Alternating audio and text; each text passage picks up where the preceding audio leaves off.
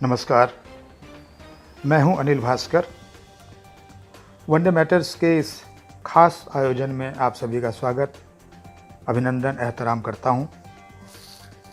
आज हम बात करेंगे उत्तराखंड के मुख्यमंत्री तीरथ सिंह रावत के फटी जीन्स को लेकर दिए बयान और उस पर मचे सियासी भूचाल पर। तीरथ सिंह ने बच्चों के कार्यक्रम को संबोधित करते हुए अपना यात्रा वृत्तांत सुनाया और जिसमें उन्होंने बताया कि कैसे विमान यात्रा के दौरान उनके सहयात्री, जो महिला यात्री उनके बगल वाली सीट पर बैठी थी, उनकी फटी जीन्स को लेकर उन्होंने एक टिप्पणी की। दरअसल वो ये कहना चाहते थे कि कैसे बच्चों में संस्कार रोपण उनके घर और स्कूल में होता है, उनके परिजनों के द्वारा होता है, माता पिता के द्वारा होता है, या फिर स्कूल में शिक्षकों के द्वारा। लेकिन उनकी फटी जीन्स को लेकर की गई टिप्पणी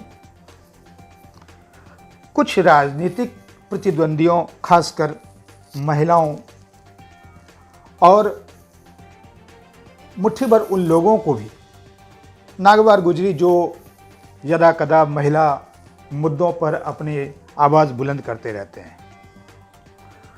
बवाला मचा, स्वाभाविक ही था। पर इस बवाले के बीच कुछ सवाल उठते हैं। क्या वाकई फटी जीन्स आधुनिकता के साथ साथ प्रगतिशीलता का भी प्रतीक है? क्या यह फटी जीन्स आत्मविश्वास और वैचारिक परिष्करण का बोधक है? और क्या इस फटी जीन्स पर असहमति जताना या नकारात्मक टिप्पणी करना यह बौद्धिक क्षुद्रता, वैचारिक दरिद्रता या फिर दकियानूसी, रूढ़िवादी, कुत्सित मानसिकता का परिचायक हो सकता है? तीरथ सिंह की टिप्पणी पर जो कथित महिला बुद्धिजीवियों की प्रतिक्रिया आई, उससे तो यही लगता है। अब मुमकिन है कि इन बुद्धिजीवियों को साड़ी जैसे पारंपरिक परिधान, जो हमारी सांस्कृतिक समृद्धि के विशेष अवयव हैं, उनमें भी पिछड़ेपन या बौद्धिक दास्ता के अक्स नजर आते हों।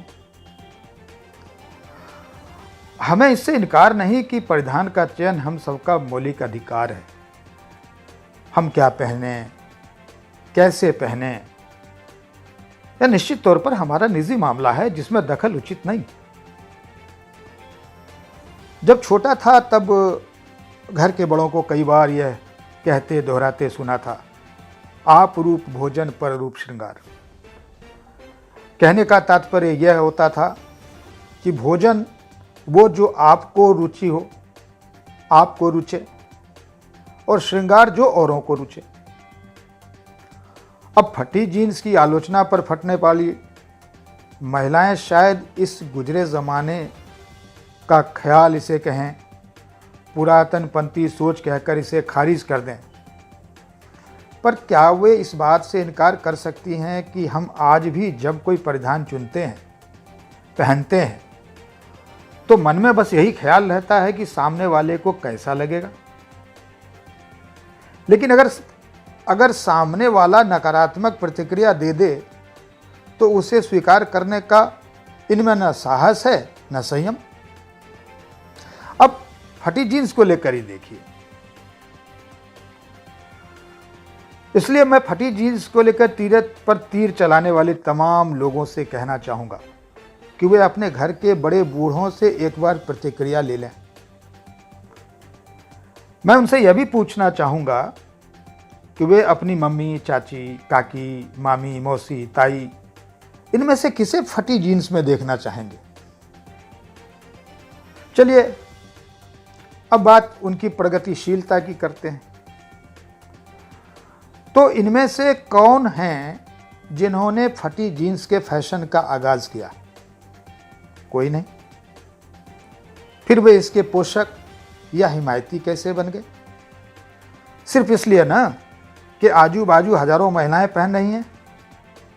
अब जरा सोचकर बताइए कि क्या इस तरह किसी भेड़ चाल में शामिल होना, उसका हिस्सा बनना बौद्धिक उन्नयन या प्रगतिशीलता का प्रतीक हो सकता है।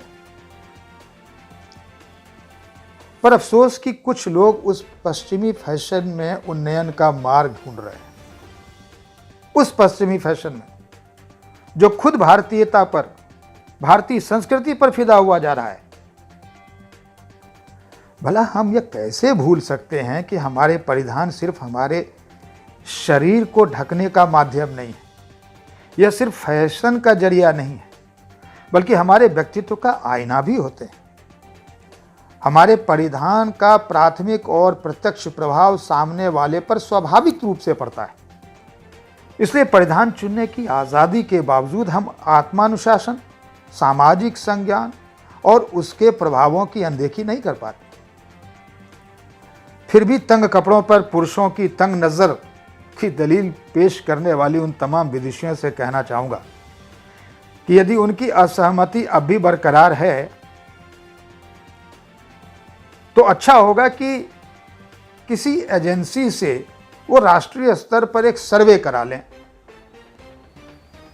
और सवाल ये हो कि फटी जीन्स से झांकते नंगे बदन को देखकर कितने प्रतिशत लोगों के मन में श्रद्धा का भाव जागृत होता है।